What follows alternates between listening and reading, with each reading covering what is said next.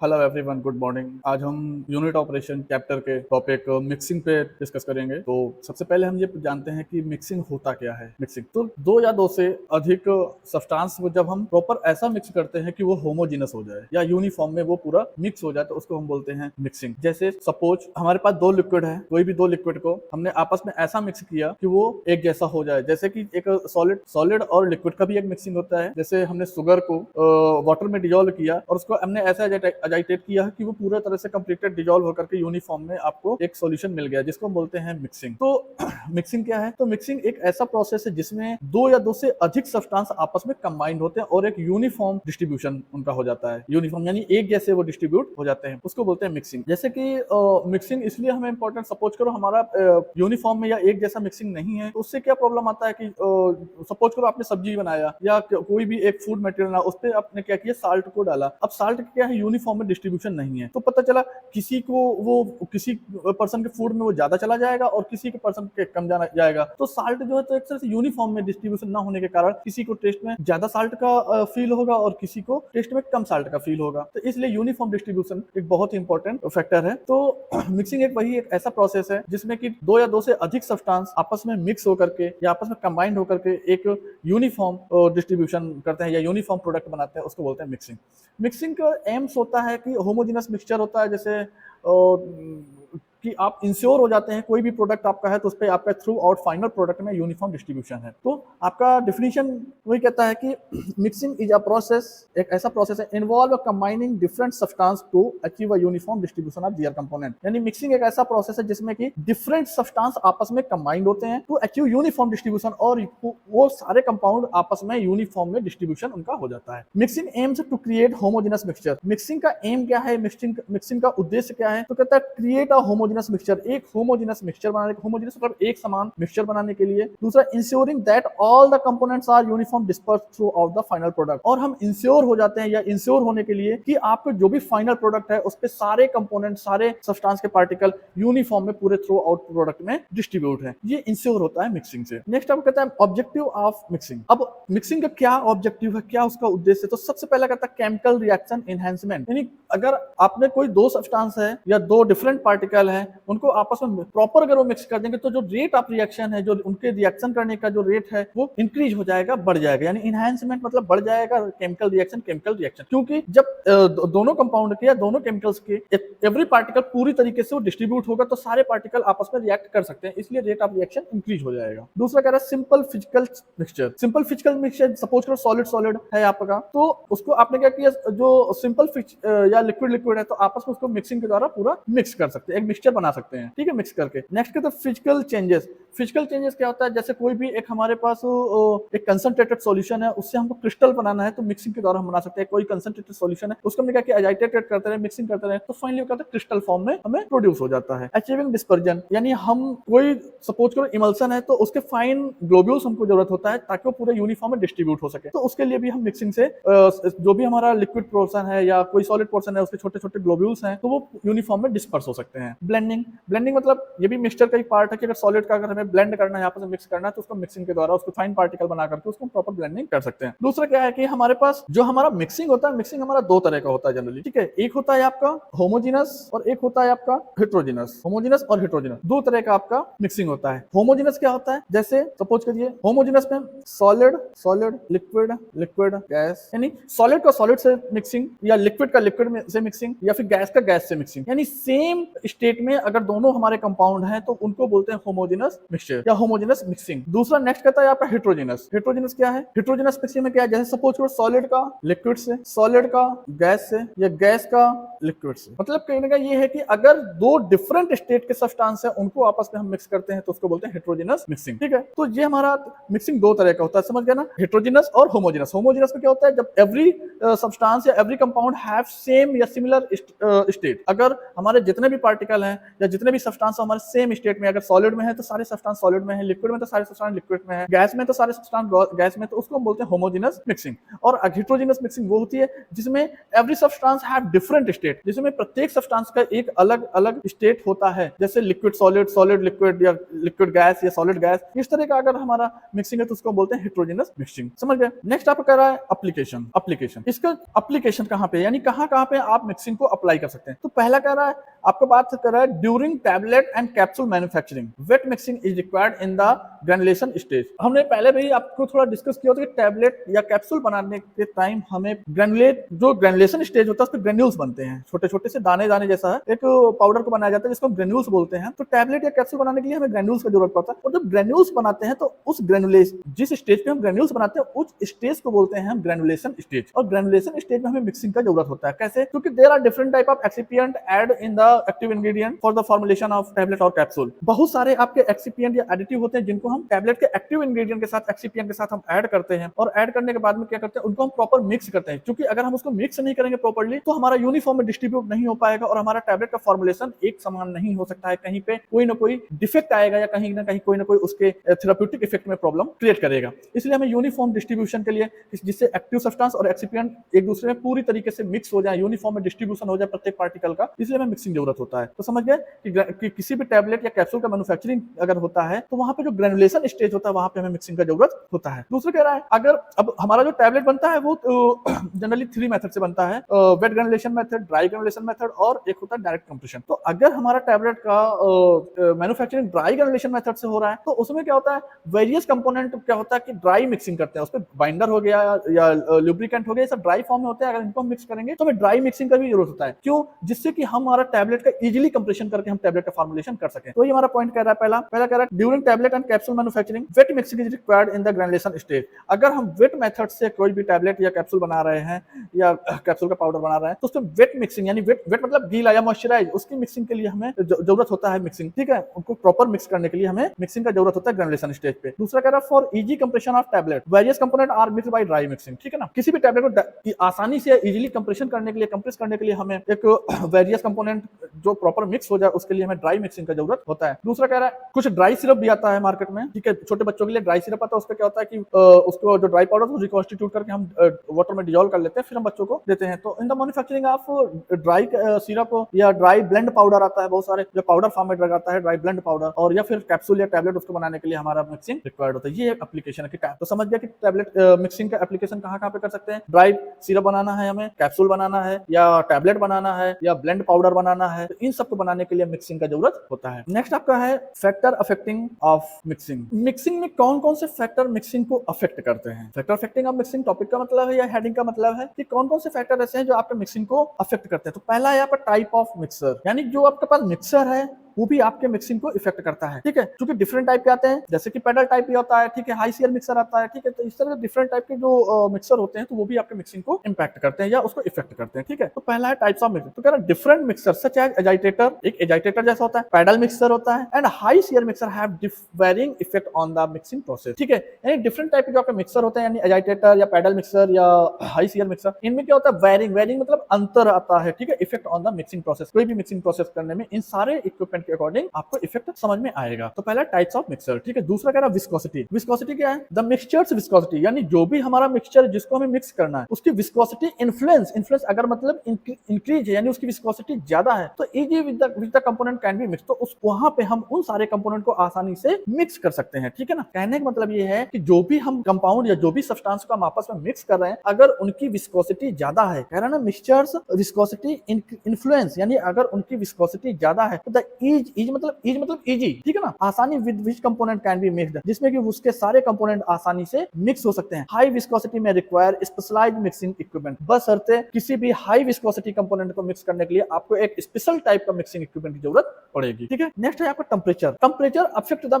Mixture viscosity. Generally तौर पे क्या होता है, जो भी विस्कोसिटी होती है वहां पे अगर टेम्परेचर अप्लाई हो जाता है तो उसकी विस्कोसिटी रिड्यूस हो जाती है, उसकी विस्कोसिटी कम हो जाती है। जैसे सपोज आपका जो ये शहद आता आता है, मधुमक्खी की जो शहद आता है, अगर उसको हम टेम्परेचर देंगे तो मेल्ट हो जाएगा, ठीक है ना। दूसरी तरीके से जैसे आपका घर में घी होता है, घी क्या होता है, बहुत ही विस्कस होता है, लेकिन अगर उसको टेम्परेचर देंगे तो क्या होगा, थिन हो जाएगा, पतला हो जाएगा, उसकी विस्कोसिटी रिड्यूस हो जाएगी। तो वही कह रहा है कि temperature affect the mixture viscosity and can impact the rate of chemical reaction, और केमिकल रिएक्शन को इम्पैक्ट करेगा, अफेक्ट करेगा, ठीक है ना। यानी उसकी विस्कोसिटी क्या होगी, कम हो जाएगी, और जब विस्कोसिटी कम हो जाएगी तो हमने अभी जस्ट एक पॉइंट पे डिस्कस किया कि अगर विस्कोसिटी ज्यादा है तो वो इजीली मिक्स हो सकते हैं, लेकिन अगर विस्कोसिटी कम हो जाएगी तो आपका मिक्सिंग इंपैक्ट करेगी, मिक्सिंग आपका प्रॉब्लम करेगा, प्रॉपर मिक्स नहीं हो पाएगा या उसको मिक्स करने में डिफिकल्ट होगा, ठीक है। और can rate impact the rate of chemical reaction, और जो भी केमिकल रिएक्शन है उसको भी अफेक्ट करेगा, मेकिंग इट अ की फैक्टर ऑफ मिक्सिंग प्रोसेस। ये एक की फैक्टर है मिक्सिंग प्रोसेस का, ठीक है। यानी कहीं भी अगर आप मिक्स कर रहे हैं तो वहां पे आपको देखना है कि टेम्परेचर आपका यूनिफॉर्म में होना चाहिए, टेम्परेचर आपका मेंटेन होना चाहिए, टेम्परेचर आपका इंक्रीज नहीं करना चाहिए। नेक्स्ट है आपका पार्टिकल शेप। पार्टिकल शेप क्या है, जनरली तौर पे क्या है, अगर आपको प्रॉपर मिक्सिंग करनी है या एक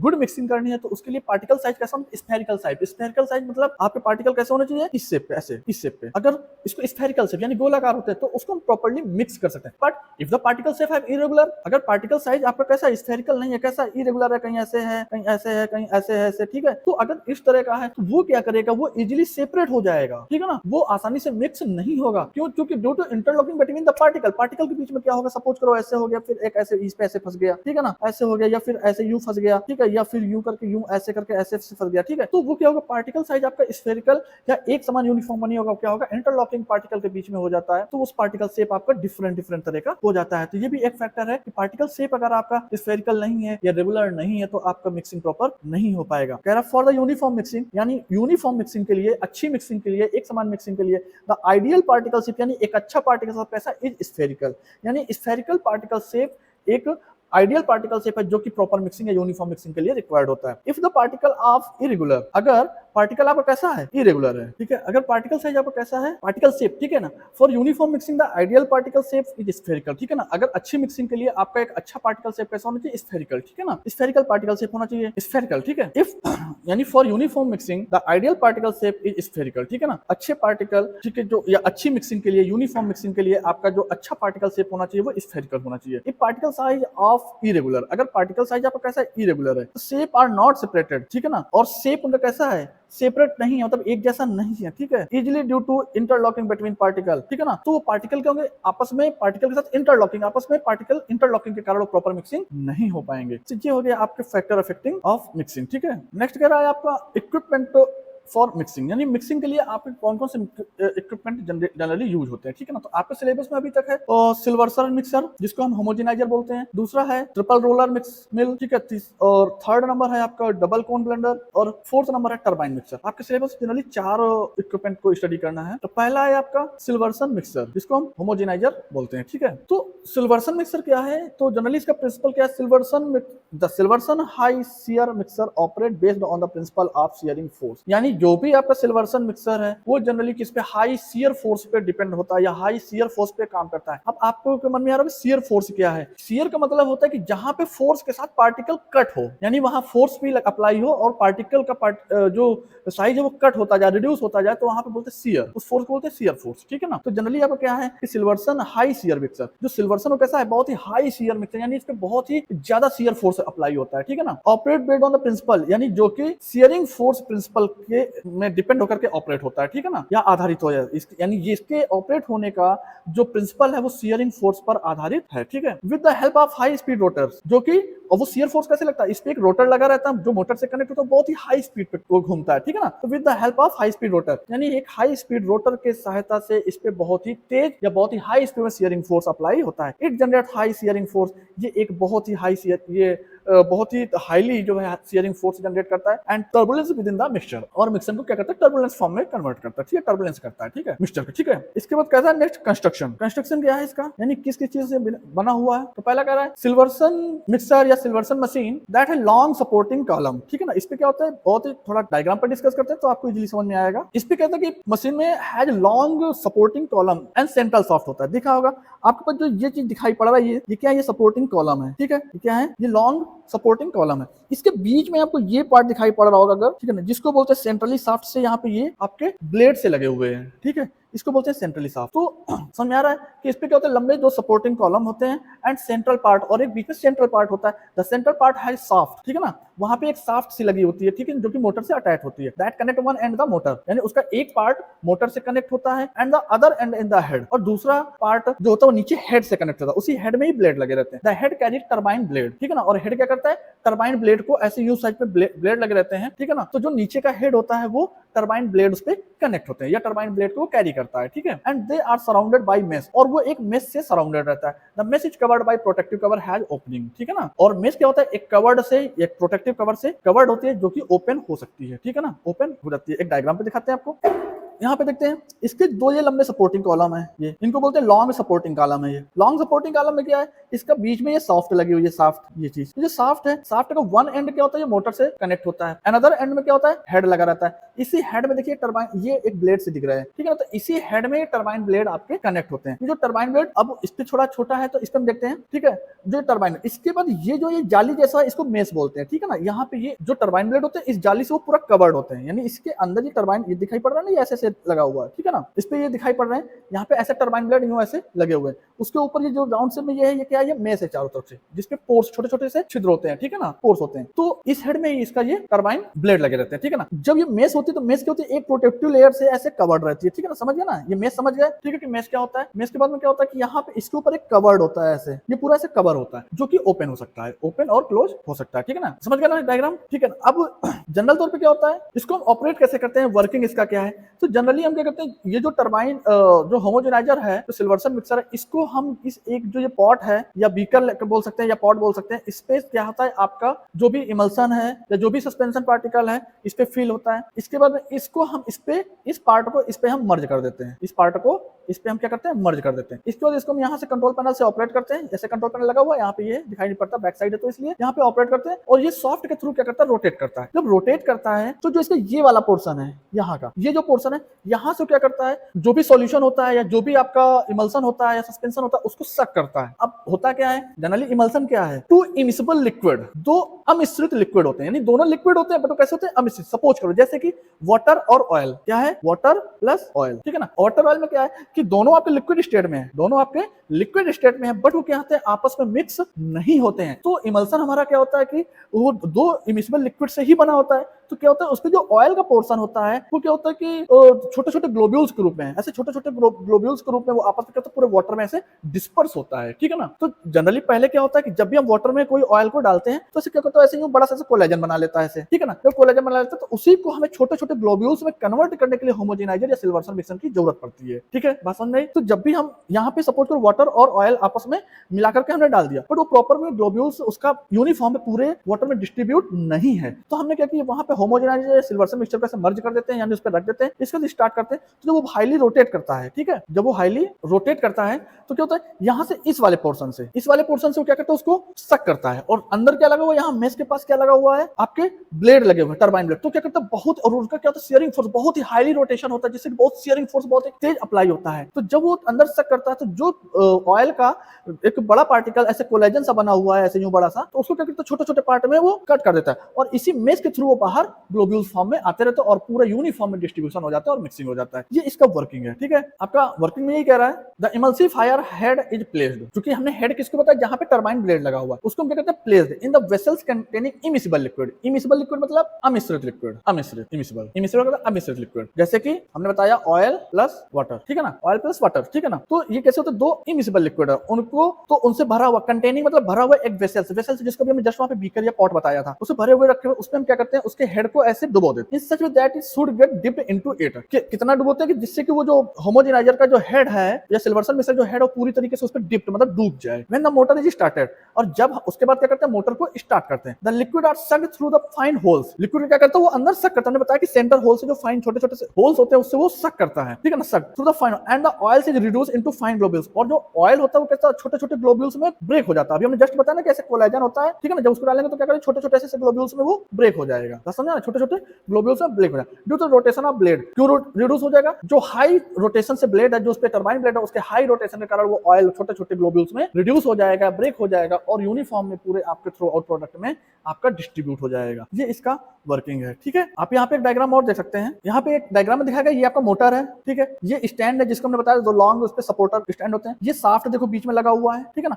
और ये होमोजेनाइजर जिसमें टरबाइन ब्लेड लगे रहते हैं, ठीक है ना। अब जब हम इसको क्या करते हैं, स्टार्ट करते हैं मोटर को जब हम स्टार्ट करेंगे, ठीक है, तो क्या करेगा, ये शाफ्ट को हाईली रोटेट करेगा, बहुत स्पीड से रोटेट करेगा। जब शाफ्ट आपकी रोटेट होगी तो टरबाइन ब्लेड उसी पे हेड पे लगे हुए हैं, तो वो टरबाइन ब्लेड भी आपके रोटेट करेंगे। जब रोटेट करें तो देखिए ये जो एरो जा रहे हैं ये, ठीक है, इसका मतलब है कि जो ऑयल का ग्लोब्यूल्स है या ऑयल का बबल्स है वो अंदर की ओर क्या कर रहा है, सक कर रहा है। देखिए ये पार्टिकल दिखाई दे रहा है, यहाँ से सक कर रहा है ऐसे, ठीक है। जब ये सक कर रहा है, इसके बाद क्या कर रहा है, वो उसको जब रोटेशन के कारण हायर शियर फोर्स लग रहा है, हाईली क्या हो रहा है, शियर फोर्स लग रहा है, तो उन ग्लोब्यूल्स को कट कर रहा है, छोटे छोटे पार्टिकल रिड्यूस कर रहा है। रिड्यूस होने के बाद देखिए यहाँ से जो साइड में मैस है, यहाँ से बाहर की ओर निकल रहे हैं, ठीक है ना। ये देखिए ये बाहर की ओर सब दिखाई पड़ रहा है, सब निकल रहे हैं यहाँ पे, ठीक है ना। तो आप इस डायग्राम को देख करके भी समझ सकते हैं कि सेंट्रल पार्ट से पार्टिकल को सक करता है और छोटे छोटे पार्टिकल में कट करके यहाँ से जो साइड वाली जो मैस आपकी लगी थी वहां से वो बाहर की ओर डिस्पर्स कर रहा है छोटे छोटे ग्लोब्यूल्स में, और थ्रू आउट प्रोडक्ट में आपका वो ऑयल डिस्पर्स हो जाएगा, ठीक है। नेक्स्ट क्या है, एप्लीकेशन। हम इसको कहाँ कहाँ पे अप्लाई करते हैं, जस्ट हमने पहले ही बताया था, ठीक है ना, कि उसको हम कहाँ कहाँ पे बनाने में अप्लाई करते हैं मिक्सिंग का, क्रीम्स। अब यहाँ पे मिक्सिंग की बात नहीं, यहाँ पे जनरली बात हो रही है सिल्वर्सन मिक्सर हम किस किस चीज को मिक्स करने में अप्लाई करते हैं। सिल्वर्सन मिक्सर का हम कहाँ कहाँ पे यूज कर सकते हैं, या होमोजेनाइजर मिक्सर का हम कहाँ कहाँ पे यूज कर सकते हैं। तो पहला कह रहा है क्रीम की मिक्सिंग में, क्योंकि क्रीम में क्या होता है, क्रीम जनरली आपकी ऑयल इन वाटर या वाटर इन ऑयल होती है, ठीक है ना। यानी जो आपका कोल्ड क्रीम आता है वो जनरली कैसी होती है, ऑयल इन वाटर, ठीक है ना। ऑयल को ग्लोब्यूल्स को वाटर में डिसॉल्व किया जाता है। और देयर आर सम क्रीम्स जैसे सपोज करो वोल्नी आता है आपका, ये क्या होता है कि वाटर इन ऑयल होता है, ठीक है ना। तो इस तरह क्रीम का भी मिक्सिंग होता है, ठीक है। ऑइंटमेंट, सॉस, इमल्सन जस्ट अभी हमने डिस्कस किया।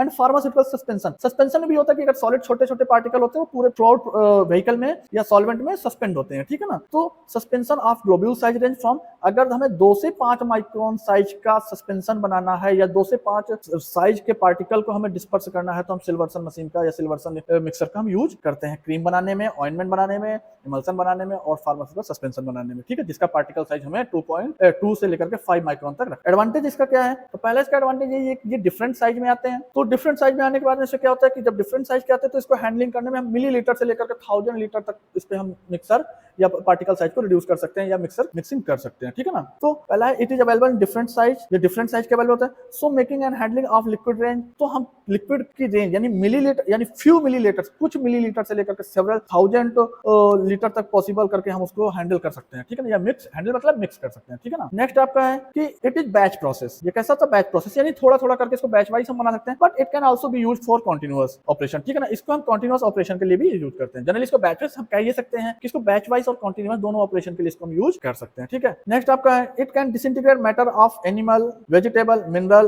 और सिंथेटिक ओरिजिन। एनिमल से ऑब्टेन कोई भी मैटर है, मैटर मतलब कोई भी पदार्थ, एनिमल से ऑब्टेन, वेजिटेबल से ऑब्टेन या कोई मिनरल सोर्सेज से या सिंथेटिक सोर्सेज से कोई भी अगर मैटर आता है तो उसके पार्टिकल साइज को ये डिसइंटीग्रेट कर सकता है। डिसइंटीग्रेट मतलब ब्रेक करना, ठीक है ना। डिसइंटीग्रेट मतलब ब्रेक करना, ठीक है, उसको तोड़ सकता है, छोटे छोटे पार्ट में कन्वर्ट कर सकता है या पार्टिकल साइज रिड्यूस कर सकता है, ठीक है। It yield emulsion in the range 0.5 to 5 micron, यानी इससे हम 0.5 से 5 माइक्रोन पार्टिकल साइज के इमल्सन को प्राप्त कर सकते हैं या बना सकते हैं, ठीक है ना। It has high shear action, इस पे क्या होता है, बहुत ही हाई शियर एक्शन होता है जिससे कि रैपिडली डिस्पर्स गम, ठीक है ना, जिससे कि जो गम्स, एल्जिनेट, कार्बापॉल, ठीक है ना, ये आज जो भी इतने कंपाउंड है ये क्या होते हैं रैपिडली मतलब तुरंत क्या होता है डिस्पर्स हो जाते हैं, फैल जाते हैं, छोटे छोटे ग्लोब्यूल से छोटे छोटे पार्टिकल में डिस्पर्स हो जाएंगे, फैल जाएंगे पूरे प्रोडक्ट में या पूरे सॉल्वेंट में, ठीक है ना। So forming a solution in short time, जिससे कि शॉर्ट टाइम मतलब बहुत ही कम समय में हम कोई भी सॉल्यूशन बना सकते हैं, ठीक है। जिसका एडवांटेज है। डिसएडवांटेज क्या है इसका, इट में clog pores of mess. Mess का मतलब समझ में आ रहा है, याद आ रहा है, जहां पे टरबाइन ब्लेड लगा तो वहां से ऊपर से जाली जैसा हमने बताया था छोटे छोटे छिद्र होते हैं, एक मेस लगी थी जहां से ग्लोब्यूल्स बाहर निकल रहे थे, ठीक है ना। तो वो मेस क्या होती है, क्लॉग मतलब चोक हो सकती है, चोक मतलब